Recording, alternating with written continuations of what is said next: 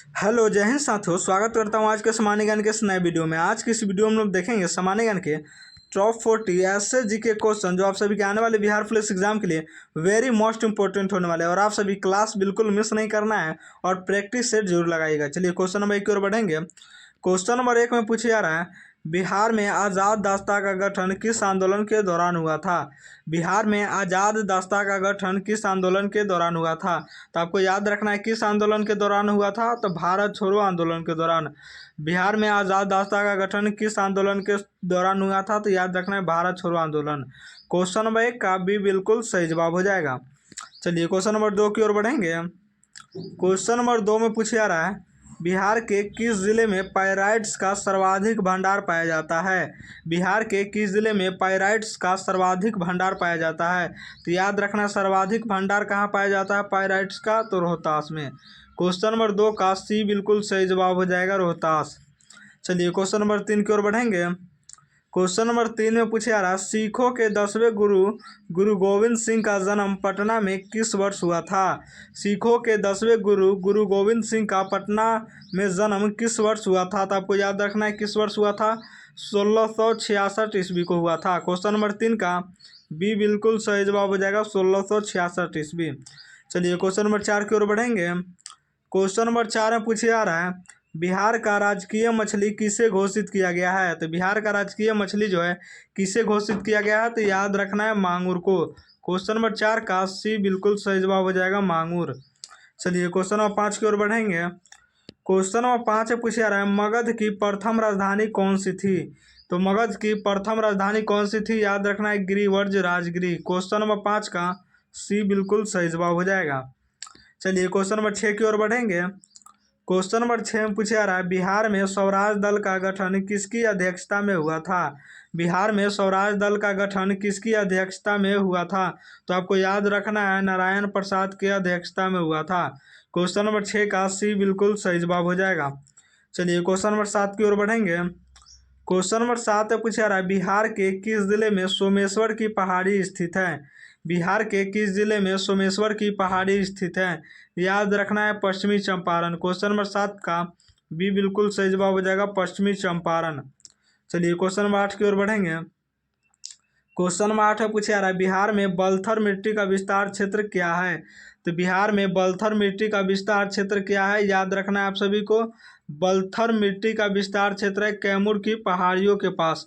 Question number 8 का सी बिल्कुल सही जवाब हो जाएगा, कैमूर के पहाड़ियों के पास। चलिए क्वेश्चन नंबर 9 की ओर बढ़ेंगे। क्वेश्चन नंबर 9 में पूछा जा रहा है, बिहार सोशलिस्ट पार्टी 1931 के सचिव कौन थे। बिहार सोशलिस्ट पार्टी 1931 के सचिव कौन थे। तो आपको याद रखना है जयप्रकाश नारायण। क्वेश्चन नंबर 9 का ये बिल्कुल सही जवाब हो जाएगा, जयप्रकाश नारायण। चलिए क्वेश्चन नंबर 10 की ओर बढ़ेंगे। क्वेश्चन नंबर 10 में पूछा जा रहा है, बिहार में किस स्थान पर महात्मा बुद्ध को ज्ञान की प्राप्ति हुआ था। बिहार में किस स्थान पर महात्मा बुद्ध को ज्ञान की प्राप्ति हुआ था। तो याद रखना है बोध गया में। क्वेश्चन नंबर 10 का सी बिल्कुल सही जवाब हो जाएगा, बोध गया। चलिए क्वेश्चन नंबर 11 की ओर बढ़ेंगे। क्वेश्चन नंबर 11 में पूछा जा रहा है, बिहार के किस जिले में ककोलत जलप्राप्त स्थित है। बिहार के किस जिले में ककोलत जलप्राप्त स्थित है। तो आपको याद रखना है नवादा। क्वेश्चन नंबर 11 का ये बिल्कुल सही जवाब हो जाएगा, नवादा। चलिए क्वेश्चन नंबर 12 की ओर बढ़ेंगे। क्वेश्चन नंबर 12 में पूछा जा रहा है, बिहार विधानसभा के पहले अध्यक्ष कौन थे। बिहार विधानसभा के पहले अध्यक्ष कौन थे। तो आपको याद रखना है राम दयालु सिंह। क्वेश्चन नंबर 12 का भी बिल्कुल सही जवाब हो जाएगा, राम दयालु सिंह। चलिए क्वेश्चन नंबर 13 की ओर बढ़ेंगे। क्वेश्चन नंबर 13 में पूछा जा रहा है, बिहार का सर्वाधिक साक्षरता वाला जिला 2011 कौन सा है। बिहार का सर्वाधिक साक्षरता वाला जिला 2011 कौन सा है। आपको याद रखना है रोहतास। क्वेश्चन नंबर 13 का ये बिल्कुल सही जवाब हो जाएगा, रोहतास। चलिए क्वेश्चन नंबर 14 की ओर बढ़ेंगे। क्वेश्चन नंबर 14 में पूछा जा रहा है, बिहार के किस जिले में भीम बांध वन्य जीव अभयारण्य है।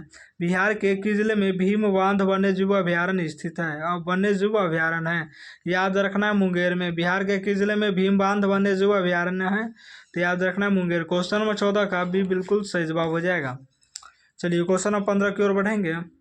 क्वेश्चन नंबर 15 में पूछा जा रहा है, बिहार में होम रूल लीग के अध्यक्ष कौन थे। तो बिहार में होम रूल लीग के अध्यक्ष कौन थे, मजहरुल हक। क्वेश्चन नंबर 15 का भी बिल्कुल सही जवाब हो जाएगा।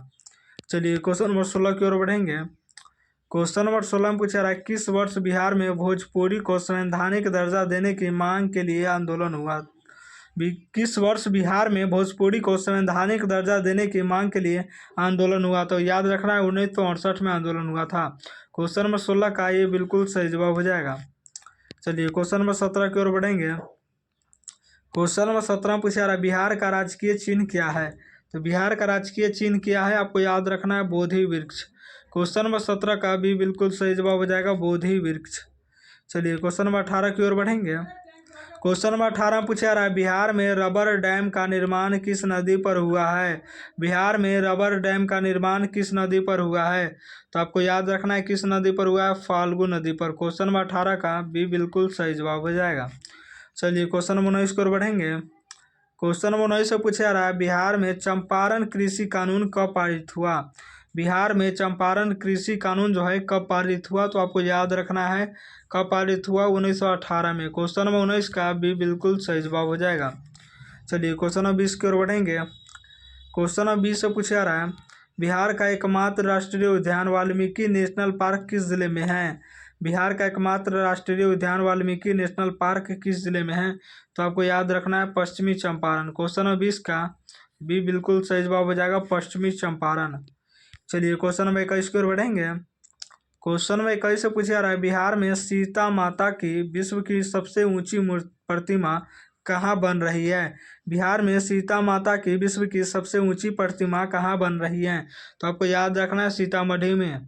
क्वेश्चन नंबर 21 का सी बिल्कुल सही जवाब हो जाएगा। विश्व की सबसे ऊंची प्रतिमा कहाँ बन रही है? सीतामढ़ी। सीता माता की विश्व की सबसे ऊंची प्रतिमा सीतामढ़ी। चलिए क्वेश्चन नंबर 22 की ओर बढ़ेंगे। क्वेश्चन नंबर 22 से पूछा रहा है, बिहार में किसान सभा की स्थापना स्वामी सहजानंद कब की थी?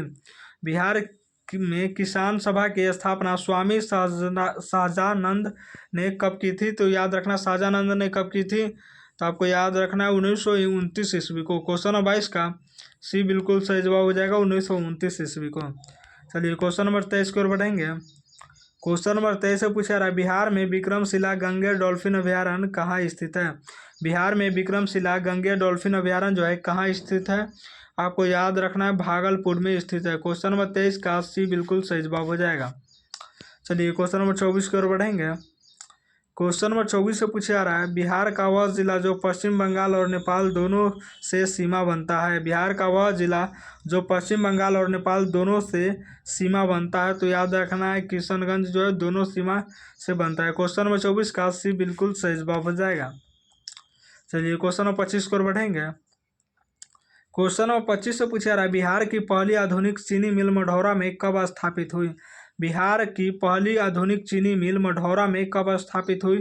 तो याद रखना 1904 में स्थापित हुई। क्वेश्चन नंबर 25 का भी बिल्कुल सही जवाब हो जाएगा 1904।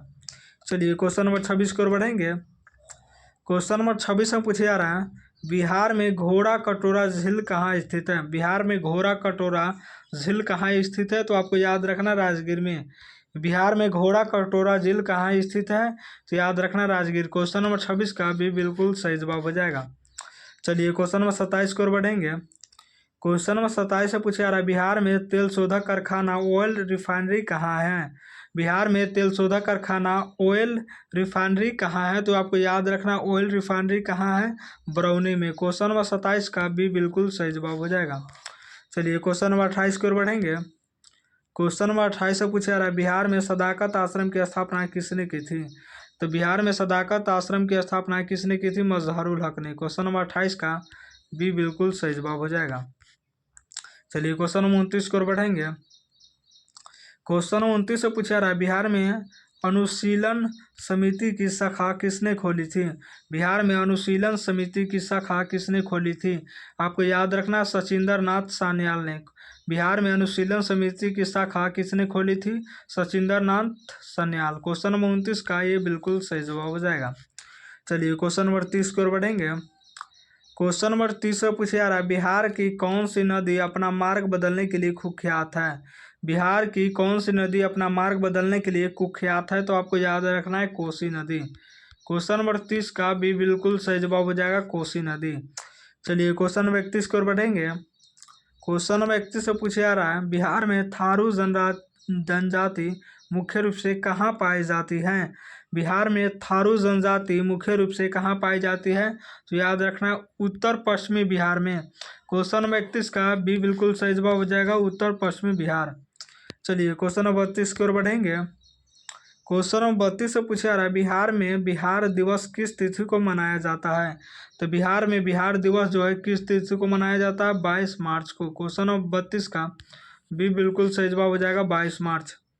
चलिए क्वेश्चन नंबर 33 की ओर बढ़ेंगे। क्वेश्चन नंबर 33 पूछा जा रहा है बिहार में जूट का उत्पादन करने वाला अग्रणी राज्य जिला कौन सा है?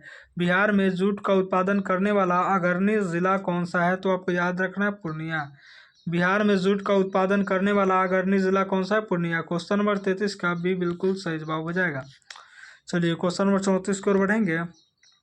क्वेश्चन नंबर 34 से पूछा जा रहा है बिहार की राजकीय भाषा हिंदी के बाद दूसरी भाषा कौन सी है?